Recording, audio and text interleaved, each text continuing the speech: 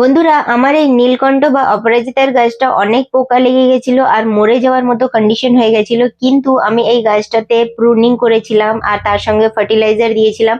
আর তার সঙ্গে কিন্তু কীটনাশকও স্প্রে করার পরে গাছের গ্রোথটা দেখুন কত ভালো হয়েছে। আজকে সকালে এতে ফুলও এসেছে। আপনারা এর আগের শর্টস দেখে নেবেন যদি আপনাদেরও গাছ এরকমই কিছু কন্ডিশন আছে যে মরে যাওয়ার মতো হয়ে যাচ্ছে পোকামাকড় লেগে। তো শর্টস ভিডিওটা আগে দেখে নিয়ে তারপরে অ্যাপ্লাই করবেন। আর আজকে আমি এই গাছে কিন্তু ফার্টিলাইজার দেবো লিকুইড।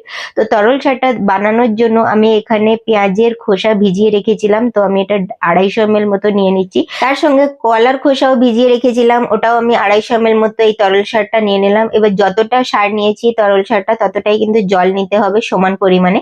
তারপরে আপনার যে গাছের গ্রোথটা একদমই স্টপ হয়ে গেছে সেই গাছটা এরকম মাটিটা খুঁচে দিয়ে তারপরে এই তরল সারটা দিয়ে দেখুন ম্যাজিক্যাল কাজ করবে, মানে ভীষণ ভাবে আপনার গাছের গ্রোথ হবে আর ফুল আসবে।